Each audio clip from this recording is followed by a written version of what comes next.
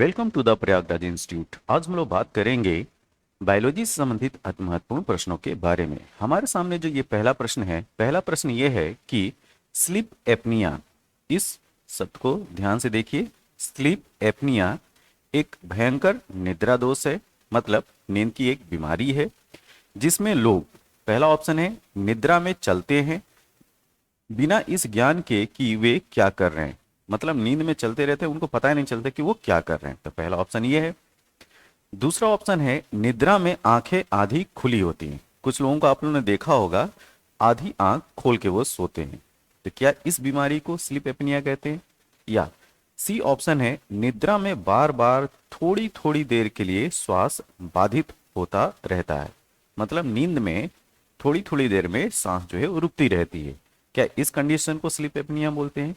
कि D option, निद्रा में तीव्र गति से खर्राटे लेते रहना।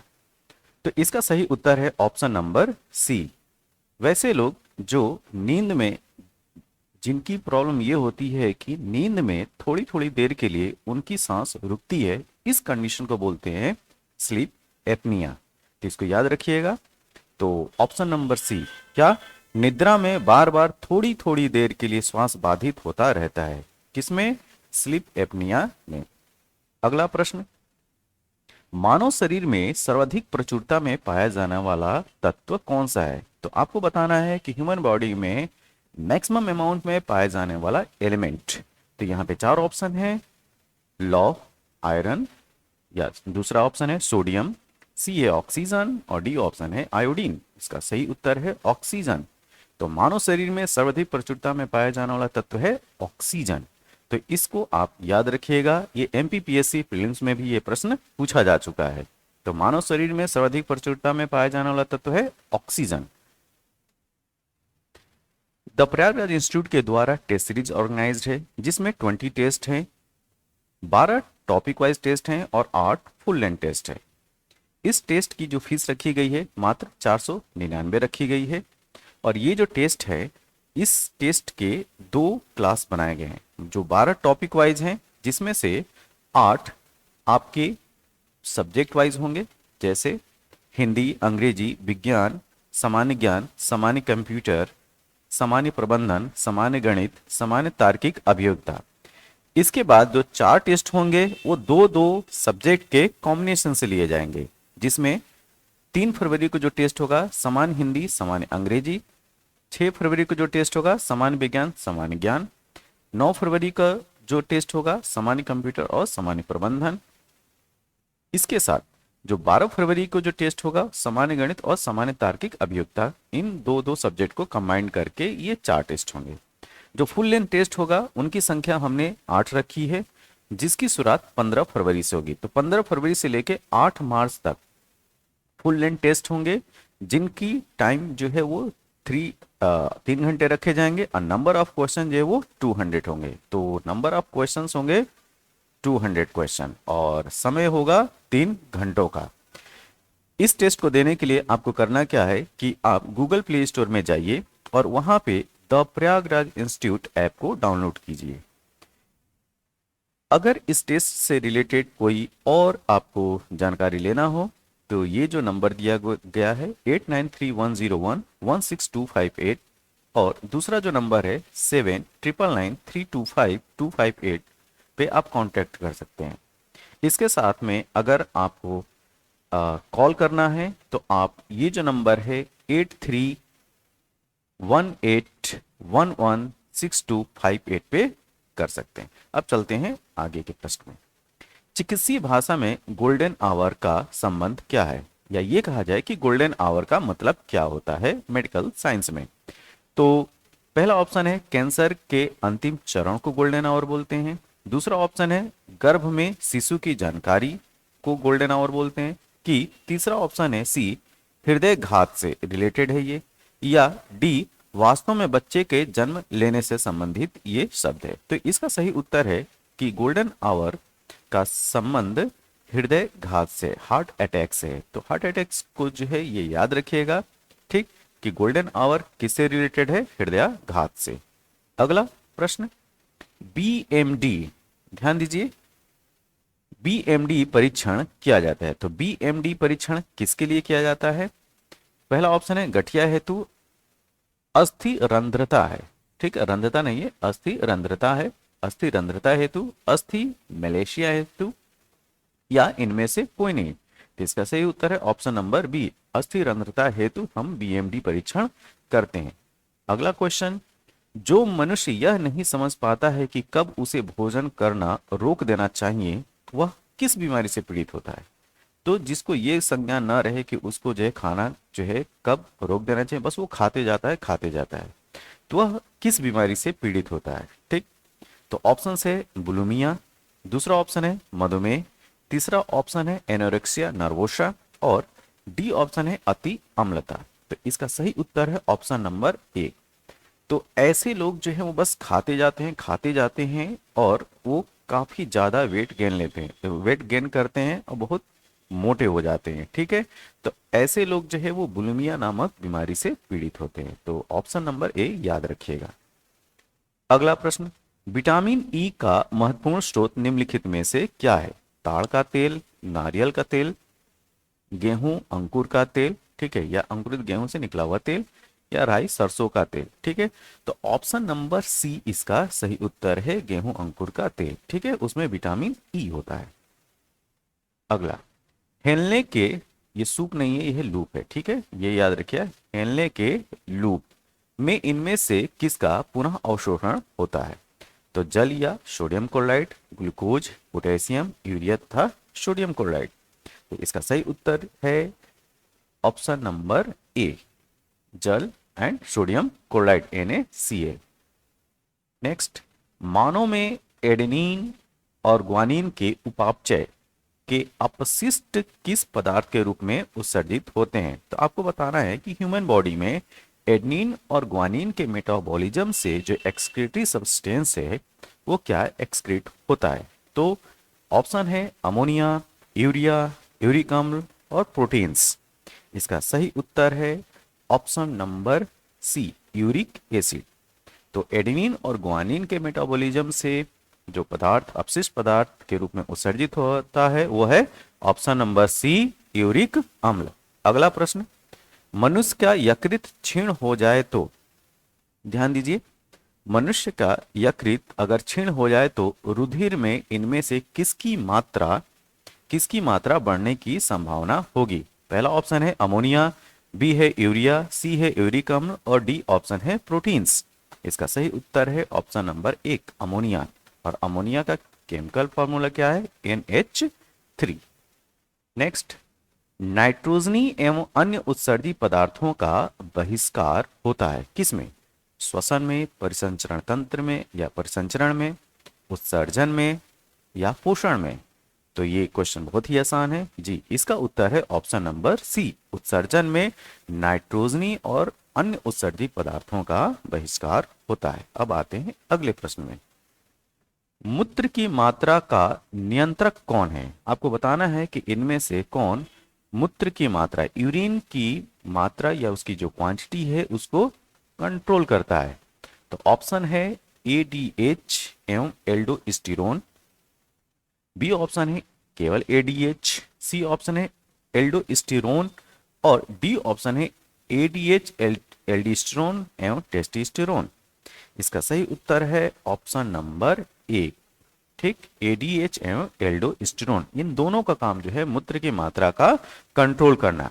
अब यहाँ पे प्रश्न ये आता है कि ADH का फुल फॉर्म क्या है? तो ADH का फुल फॉर्म है एंटी डाययूरेटिक हार्मोन, ठीक है, क्या? Anti diuretic hormone. अगला प्रश्न यह है कि डायूरेसिस में क्या होता है? पहला ऑप्शन है ग्लूकोज का उत्सर्जन बढ़ जाता है, बी ऑप्शन है मूत्र की मात्रा घट जाती है, सी है विद्युत अपघटनीय संतुलन बिगड़ जाता है, और डी ऑप्शन है मूत्र की मात्रा बढ़ जाती है। तो डाययूरेसिस में होता क्या है कि इसमें मूत्र की मात्रा बढ़ जाती है, तो यहाँ पे ऑप्शन नंबर डी सही है इसका, ठीक है। तो डाययूरेसिस में क्या होता है? मूत्र की मात्रा बढ़ जाती है। अब हम बात करें आगे वाले प्रश्न में, रक्त एडीएच हार्मोन की कमी हो जाए तो क्या होता है? अगर ब्लड में एडीएच हार्मोन की कमी हो जाए तो इस कंडीशन में होगा क्या? मूत्र की मात्रा बढ़ जाती है, मूत्र की मात्रा घट जाती है, मूत्र का पीएच 4.8 से 8 हो जाता है, या डी ऑप्शन यूरोक्रोम का स्रावण बढ़ जाता है। तो इसका सही उत्तर है ऑप्शन नंबर ए। इसमें क्या होगा कि मूत्र की मात्रा बढ़ जाती है। ठीक है, तो ये याद रखिएगा, अगर रक्त में एडीएच की एडीएच हार्मोन जो कि एंटी डायरेटिक हार्मोन है उसकी कमी हो जाती है तो मूत्र की मात्रा बढ़ जाती है। ऑप्शन नंबर ए। आगे हम बात करते हैं, वृक्कों द्वारा उत्सर्जन में बहिष्कार होता है। तो वृक्कों द्वारा उत्सर्जन में किसका बहिष्कार होता है? अपचय के सारे उत्पादों का, उपचय के सारे उत्पादों का, सी ऑप्शन है नाइट्रोजन युक्त उत्सर्जित उत्पादों का, या डी ऑप्शन है इनमें से कोई नहीं। जी, इसका ऑप्शन है ऑप्शन नंबर सी सही है, नाइट्रोजन युक्त उत्सर्जित पदार्थों का वृक्कों द्वारा उत्सर्जन में बहिष्कार होता है। तो ऑप्शन नंबर सी को याद रखिएगा। नेक्स्ट, नर में गौड़ लैंगिक लक्षण, गौड़ लैंगिक लक्षण का मतलब है सेकेंडरी सेक्सुअल कैरेक्टर की बात की जा रही है। उत्पन्न करने वाला हार्मोन कौन सा है? ए ऑप्शन है एस्ट्रोजन, सी है रिलैक्सन, बी है प्रोजेस्टेरॉन, और डी ऑप्शन है टेस्टोस्टेरोन। तो इसका ऑप्शन याद रखिएगा टेस्टोस्टेरोन। ठीक है, तो टेस्टोस्टेरोन क्या है? नर में मतलब मेल में सेकेंडरी सेक्सुअल कैरेक्टर के लिए जिम्मेदार है।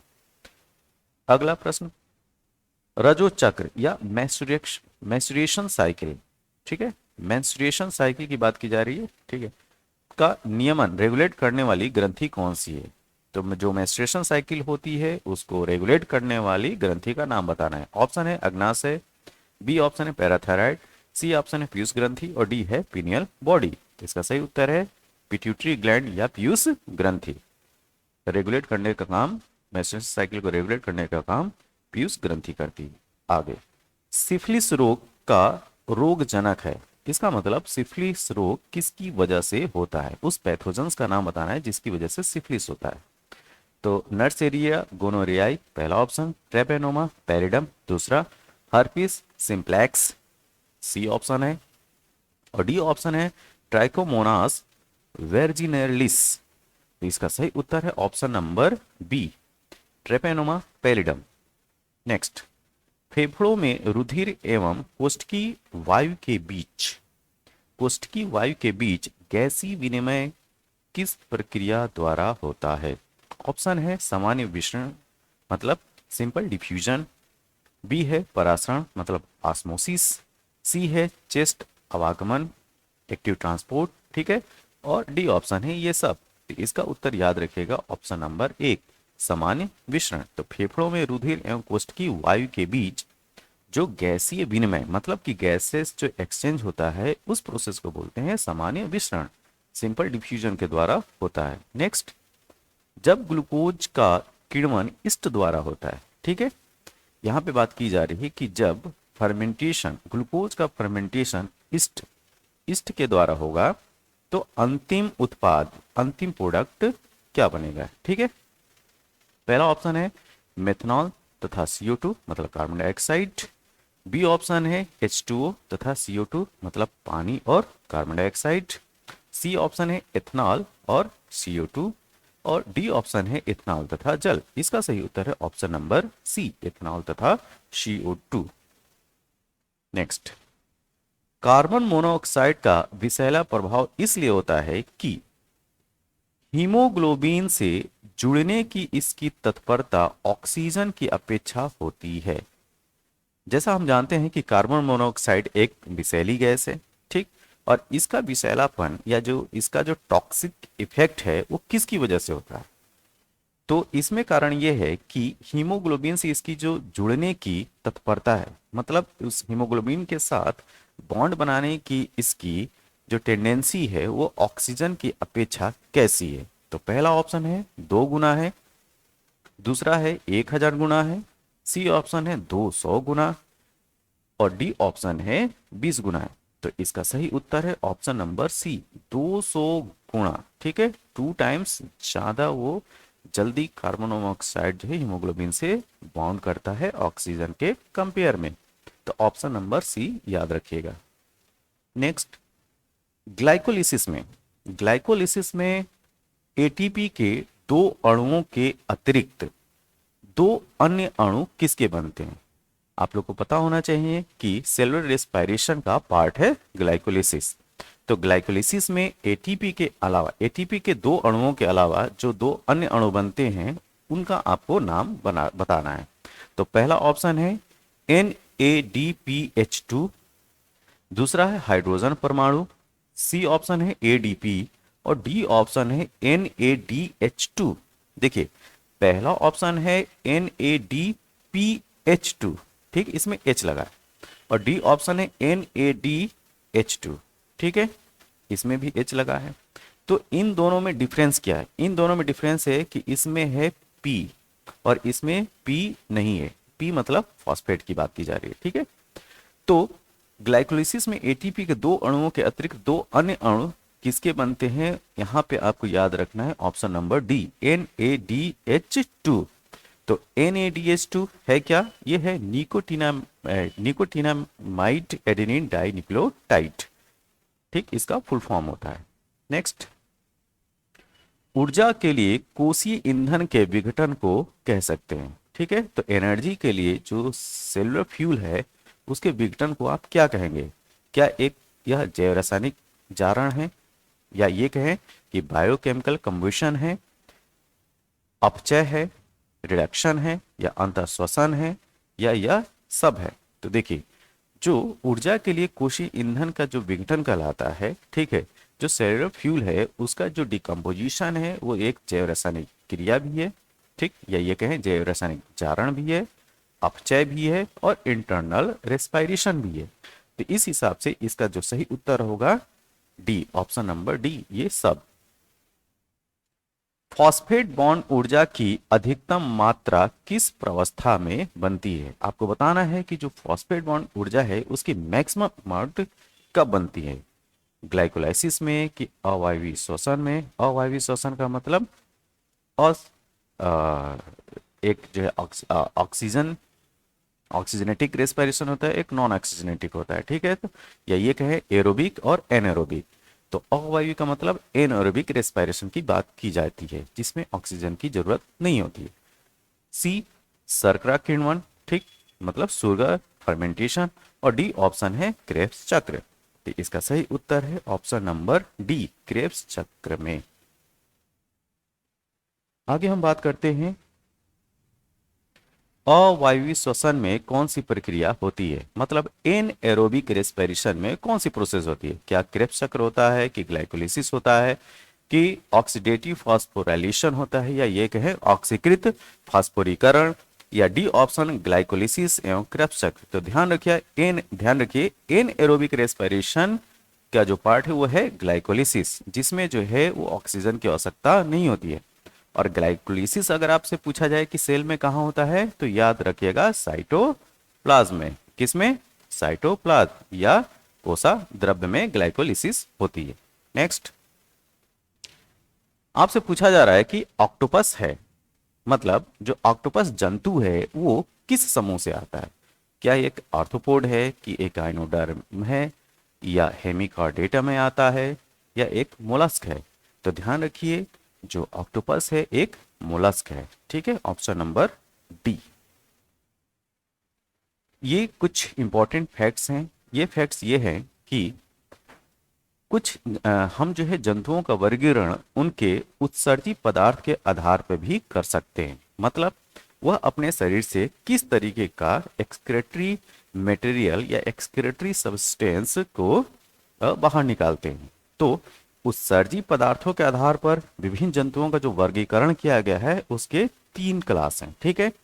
पहला है अमोनोटेलिक, दूसरा है यूरिकोटेलिक, तीसरा है यूरियोटेलिक, ठीक। तो अब हम बात करेंगे कि अमोनोटेलिक में क्या होता है। तो ऐसे जंतु में जो मुख्य उत्सर्जी पदार्थ होगा वो होगा अमोनिया। क्या होगा? अमोनिया, ठीक है।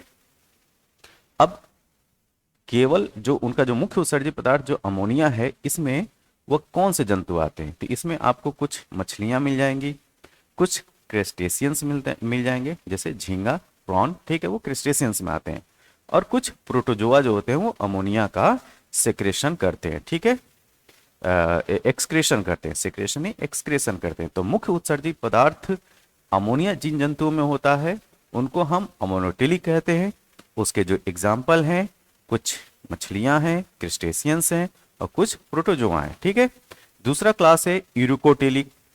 तो इन जंतुओं में मुख्य उत्सर्जी पदार्थ यूरिक अम्ल है, इसको याद रखिएगा, यूरिक अम्ल से हो गया यूरिकोटेलिक। तो इसके क्या एग्जाम्पल हैं, तो कौन कौन से जंतु हैं जो यूरिकोटेलिक में आते हैं, तो जितने भी रेप्टाइल्स हैं, ठीक है, जैसे छिपकलियां हो गए, सांप हो गए, वो जो है यूरिकोटेलिक होते हैं। पक्षी भी किस में आएंगे, यूरिकोटेलिक में, ठीक है। तो इनका मुख्य उत्सर्जी पदार्थ क्या होगा, यूरिक अम्ल। तीसरा जो क्लास है वो है यूरियोटेलिक। तो इन जंतुओं का मुख्य उत्सर्जी पदार्थ क्या होगा, यूरिया होगा, ठीक है, यूरिया। और यूरिया का सूत्र क्या होता है, NH2CONH2, ये है यूरिया का फॉर्मूला, केमिकल फॉर्मूला। तो ऐसे जंतु जिनका मुख्य उत्सर्जी पदार्थ यूरिया है वो उनको बोलेंगे यूरियोटेलिक। एग्जाम्पल मेढक और स्तनधारी, या ये कहें स्तनपाई मैमल। तो स्तनधारी जिसमें जो है ह्यूमन बींग आते हैं, हाथी घोड़े आते हैं, ठीक है, ये क्या होंगे, यूरियोटेलिक होंगे और इनका मुख्य उत्सर्जी पदार्थ क्या होगा, यूरिया होगा। तो ये स्लाइड बहुत इंपॉर्टेंट है, एग्जाम में यहाँ से प्रश्न अक्सर पूछे जाते हैं, इसको आप जरूर ध्यान में रखिएगा। अब बात करते हैं आगे। देखिए बहुत सारे जो एनिमल्स होते हैं उनके कुछ विशेष उत्सर्जी अंग होते हैं, ठीक है। जैसे अगर ह्यूमन की बात किया जाए, मानव की बात किया जाए, तो उसका उत्सर्जी अंग क्या है, मुख्य रूप से वह है किडनी। तो उसी तरीके से जो लोअर क्लास के जो एनिमल्स हैं उनके कुछ विशेष उत्सर्जी अंग पाए जाते हैं। तो उनके उन विशेष उत्सर्जी अंगों का क्या नाम है, उसकी हमने एक यहाँ पे लिस्ट तैयार की है, ठीक है। और ये जो है फैक्ट्स बहुत इंपॉर्टेंट है, राइट। और यहाँ पे आपको मेरिट में लाने वाले क्वेश्चन जो है वो यहीं से बनते हैं। तो इन फैक्ट्स को आप जरूर अपने मेमोरी में रखिए, ठीक है। तो जैसे अगर आपसे पूछा जाए कि केबर का अंग, केबर्स ऑर्गन किस जंतु का जो है वो उत्सर्जी अंग है, या किस समूह में केबर्स अंग उत्सर्जी ऑर्गन के रूप में या उत्सर्जी अंग के रूप में पाया जाता है। तो जो मोलस्का समूह के जो जंतु होते हैं, ठीक है, उसमें केबर्स ऑर्गन उनका उत्सर्जी अंग है। और मोलस्का में कौन, स्पेशली याद रखिएगा, यूनियो, क्या, यूनियो, यूनियो, ठीक है। मेल्पिगियन नलिकाएं, दूसरा है मेल्पिगियन ट्यूब्यूल्स या मेल्पिगियन नलिकाएं, यह उत्सर्जी अंग है आर्थ्रोपोडा समूह के जंतुओं का, ठीक है, जिसमें कीट आते हैं, कीड़े आते हैं, राइट। तीसरा है कॉक्सल ग्रंथियां। अगर आपसे पूछा जाए कि कॉक्सल ग्रंथियां किस जंतु समूह के उत्सर्जी अंग है, तो याद रखिएगा क्रस्टेशियन या प्रॉन, झींगा, ठीक है। तो उनका उत्सर्जी अंग क्या है, कॉक्सल ग्रंथियां। अगला है क्लोरेगोगन कोशिका। क्लोरेगोगन सेल जो है वो केचुआ में पाया जाता है, ठीक है, किसमें, केचुआ में। ज्वाला कोशिकाएं किसका उत्सर्जी अंग है, क्या इंग्लिश में बोलेंगे फ्लेम सेल्स। तो ये प्लेटी हेलमिन्थीज समूह के जंतुओं में मिलती हैं, क्या, ज्वाला कोशिकाएं। ये है उत्सर्जी अंग प्लेटी हेलमिन्थीज के। रेनेट कोशिकाएं, रेनेट सेल्स जो हैं वो एस्के हेलमिन्थीज के समूह के जंतुओं में पाई जाती हैं। और नेफ्रिडिया जो है, नेफ्रिडिया वो एनेलिड में होता है, ठीक है। तो ये जो उत्सर्जी अंग है इनको आप याद रखिएगा, ठीक, बहुत इंपॉर्टेंट है ये। जैसा मैंने जो है टेस्ट सीरीज के बारे में आप लोग को इन्फॉर्म किया, बहुत ही इंपॉर्टेंट टेस्ट सीरीज है, सभी लोग जो है इसकी जल्दी से जल्दी जो है कोशिश करें कि ज्वाइन करें। और जो भी आपको क्वेरी लेना हो तो आप उसके लिए 8318116258 पे आप कांटेक्ट कर सकते हैं, ठीक है। और ये आपको ऐप पे जो टेस्ट होगा, और गूगल प्ले स्टोर पे जाइए और द प्रयागराज इंस्टीट्यूट ऐप को इंस्टॉल कीजिए। ये वीडियो आपको कैसा लगा, जैसा भी लगा हो आप कमेंट बॉक्स में अपने सुझाव जरूर दीजिए। आगे हम इससे बेहतरीन और वीडियो लेकर आएंगे।